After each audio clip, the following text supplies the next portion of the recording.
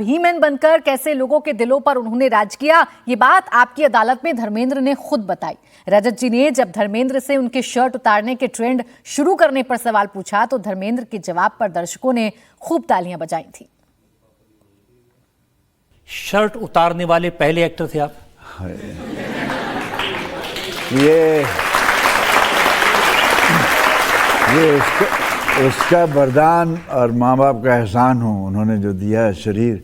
बाकी मैं मेहनती था, खेतों में काम करना, साइकिल चलाना, 50 मील आना जाना, बहुत उससे क्या थाइज मेरे स्ट्रांग हो गए थे। तो एक दफ़ा मुझे सलमान ने कहा, पाजी ऐसे थाइज कैसे बनेंगे? मैंने कहा ये तो बन गए बेटे, अब तो ये ऐसे कोई शायद नहीं बनेंगे। धर्मवीर में मैंने किया था तो उसमें वो ड्रेस कुछ ऐसी थी। तो ये सब बचपन में ज़िंदगी गुजरी है।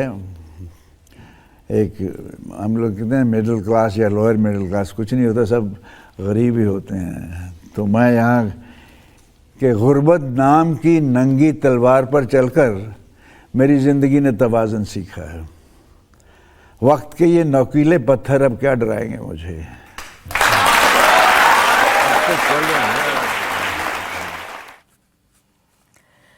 तो कैसे फूल और पत्थर में वो किरदार निभाकर हीमैन का खिताब अपने नाम किया। हीमैन के नाम से ही धर्मेंद्र आज भी जाने जाते हैं, उनको हीमैन के नाम से ही लगातार जाना जा रहा है। लेकिन कैसे लोअर मिडिल क्लास का ये लड़का पूरे दिलों पर राज करता है, ये हर किस्से में शशि जी अपने हर इंटरव्यू में कहीं ना कहीं धर्मेंद्र के द्वारा बताया जाता था। कहीं ना कहीं धर्मपाजी बताया करते थे कि भाई एक छोटे से छोटा घर का बच्चा, एक छोटे से छोटे गाँव का बच्चा अगर सपना देखे, मन में ठान ले, संघर्ष से ना डरे, तो फिर धर्मेंद्र जैसा सुपरस्टार बन सकता है। हाँ, सबसे बड़ी बात थी कि हर एक इंसान को धर्मेंद्र जी में खुद भी दिखते थे, क्योंकि वो इतने सिंपल थे कि आप उनसे एकदम कनेक्ट हो जाते थे।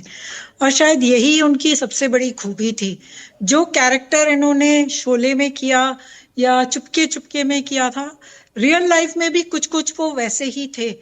उनको मतलब रियल लाइफ में एक्टिंग नहीं करते थे, जो उनके दिल के अंदर थी वही उनके फेस पे झलकती थी।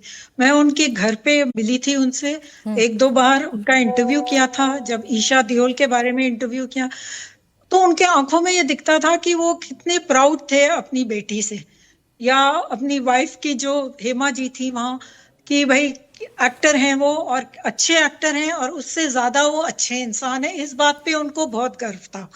तो ये चीजें जो है वो एक नॉर्मल फादर की वो क्वालिटीज हैं जो उनमें दिखती थी। तो इसीलिए जब मिलते थे तो कभी ऐसा नहीं लगता था कि एक्टर से मिल रहे हैं, ऐसा लगता था कि एक गुड ह्यूमन बीइंग से मिल रहे हैं। तो ये उनकी सबसे बड़ी खूबी है।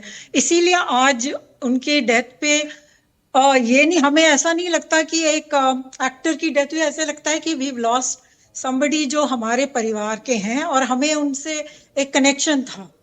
सबसे बड़ी खूबी उनकी यही थी, उनकी सिंपलिसिटी और ऑनेस्टी, वो कभी छुपती नहीं थी उनकी।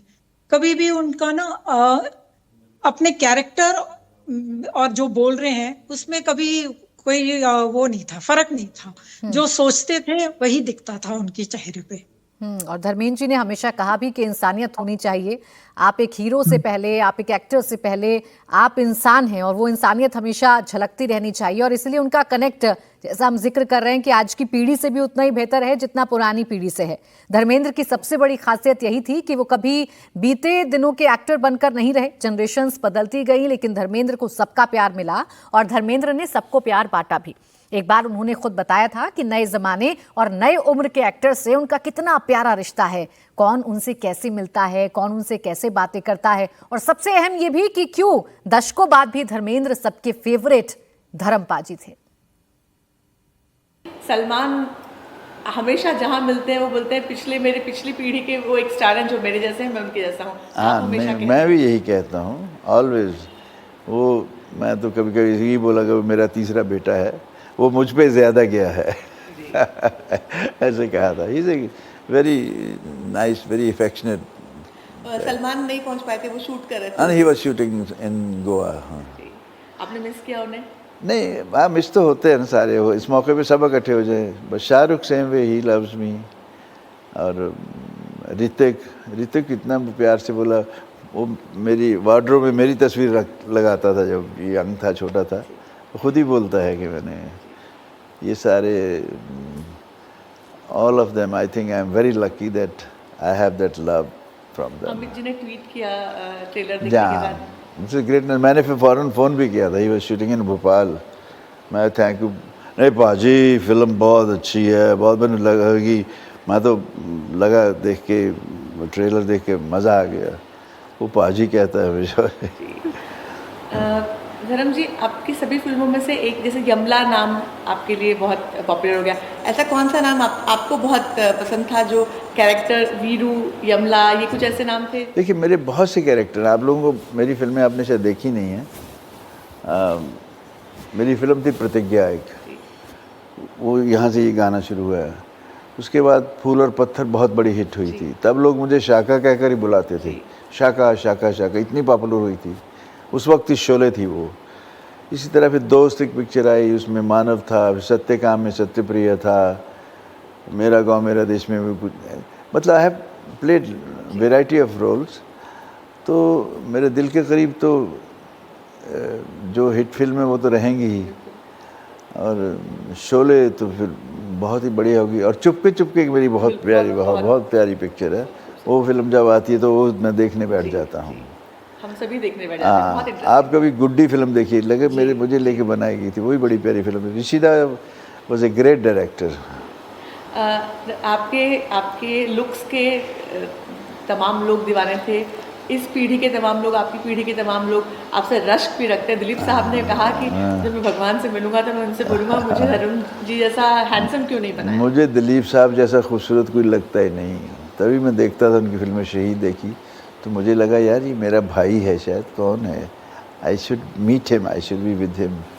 तो वो भी मुझे उतना ही प्यार देते हैं। आप इतने हैंडसम थे कि पूरे देश की लड़कियां आप पर फिदा थी। My God. उस जमाने में आपने इस चीज़ का फ़ायदा उठाया या नहीं? नहीं, मैं आपको इस बात का वो था कि हाँ मैं एक ऐसा शख्स हूँ? नहीं, फ़ायदा मैं उठाने वो कोई चीज़ मैं नॉट, इसीलिए तो मैं धर्मेंद्र हूँ कि मैं कि जो फ़ायदा उठाने वाली चीज़ का फ़ायदा नहीं उठाता कभी। अपने आप ही people are so nice with me, so automatically होता जाता है। एंड आई फील एम्बेरेस्ड जब मुझे बहुत बोलते हैं ना, you are handsome, you are this, you are that.